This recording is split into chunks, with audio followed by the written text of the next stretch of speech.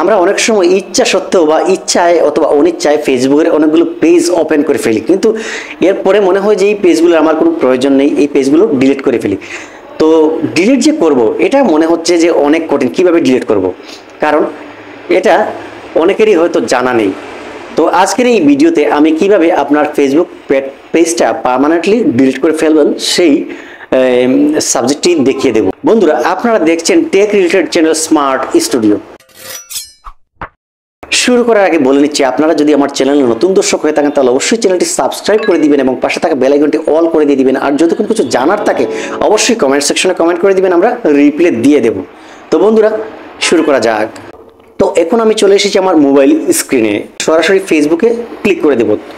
তো Facebook open করার পর দেখুন, ঠিক এই যে ডান দিকে দেখবেন আপনার যে একটা লোগো রয়েছে, অর্থাৎ প্রোফাইল পিকচার অথবা 3 ডট। আপনি প্রোফাইল পিকচারে একটা ক্লিক করে দেব। এখানে যে অ্যাকাউন্ট রয়েছে সেই অ্যাকাউন্টটা শো করছে। তো এখান থেকে ডান দিকে দেখুন লোগো চিহ্ন রয়েছে বা ছবি রয়েছে। আপনার লোগো থাকলে লোগো দেখাবে, ছবি থাকলে ছবি দেখাবে সেটা। তো এখানে যদি পেজ থাকে তাহলে এটা দেখাবে। তো এখানে পেজটাতে চলে গেলাম। তো এখানে দেখুন আমার অনেকগুলো পেজ রয়েছে, তো আমি যে কোনো একটা পেজ ডিলিট করে ফেলবো। তো এখান থেকে আমি পেজটি সরাসরি সিলেক্ট করে দিলাম।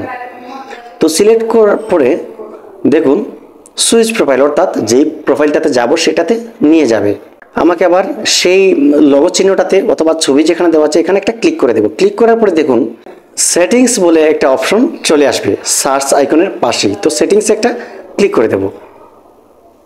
ক্লিক করার পরে একটু ওয়েট করার পর লোডিং নেওয়ার পরে এখানে রয়েছে পেজ সেটিংস, আমি অপশনটাকে একটা ক্লিক করে দেব। এখন দেখুন নিচের দিকে চলে আসলে এখানে দেখুন রয়েছে অ্যাক্সেস অ্যান্ড কন্ট্রোল বলে একটা অপশন রয়েছে, এটাতে একটা ক্লিক করে দেব। Manage your data, modify your legally contact, তো এটাকে আমরা সিলেক্ট করে দিয়ে দেব। সিলেক্ট করার পর দেখুন এখানে ডিঅ্যাক্টিভেশন অ্যান্ড ডিলিটেশন অপশনটা চলে এসেছে। তো এখানে একটা ক্লিক করে দেবো। এরপরে দেখুন এখানে দুটো অপশন পেয়ে যাচ্ছি, ডিঅ্যাক্টিভেট পেজ একটা, আরেকটা হচ্ছে ডিলিট পেজ। তো আমরা এখানে পেজটা ডিলিট করে দেবো, তাই ডিলিট পেজটাতে সিলেক্ট করে দেবো। তো এখানে নিচে রয়েছে কন্টিনিউ, আমরা কন্টিনিউ একটা ক্লিক করে দেব। তো এখন দেখুন এখানে কিন্তু অনেকটা ইন্টারাকশন দিচ্ছে আপনাকে, আপনি কেন ডিলিট করতে চান এই পেজটা। তো আপনার এত কিছু দরকার নেই, আপনি এখানে দিচ্ছি যে আপনার পেজ হ্যাক হয়েছে কিনা, এরকম অনেকগুলো অপশন ক্লিক করে দেবো। তো আমি জাস্ট কন্টিনিউ ক্লিক করে দেব। তো এখানে দেখুন এই ডেটাগুলো চাইলে এখান থেকে ডাউনলোড আবার করে নিতে পারে যে ডাটাগুলো রয়েছে। তো এটা আমাদের কোনো কিছুর দরকার নেই, পেজটাই ডিলিট করে দিব। তো কন্টিনিউয়ে ক্লিক করে দেব।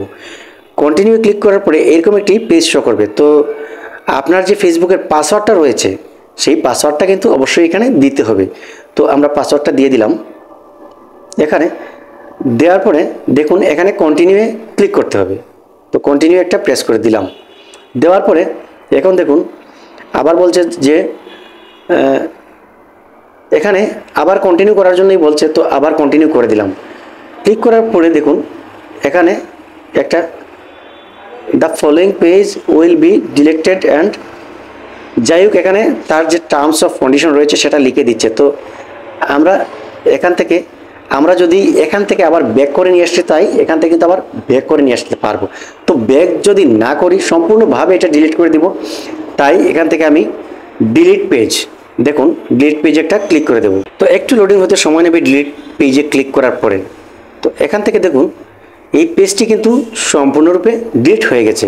তো এক্ষেত্রে কি হলো, আপনার পেজগুলো সরাসরি এখান থেকে চলে গেল এবং বাকি পেজগুলো রয়েছে সেগুলো কিন্তু থাকবে, এই পেজটা কিন্তু ডিলিট হয়ে যাবে। তো এই ওয়েতে কিন্তু আপনি ইজিভাবে সম্পূর্ণ পেজগুলো ডিলিট করে দিতে পারবেন। তো ভিডিওটি যদি ভালো লেগে থাকে তাহলে অবশ্যই চ্যানেলটি সাবস্ক্রাইব করে দিবেন এবং ভালো লাগলে একটি লাইক করে দিবেন। আর কোনো কিছু জানার থাকলে অবশ্যই কমেন্ট করে দিবেন, আমরা রিপ্লাই দিয়ে দিব। তো বন্ধুরা, দেখা হবে নতুন কোনো ভিডিওতে। ততক্ষণ পর্যন্ত ভালো থাকুন, সুস্থ থাকুন।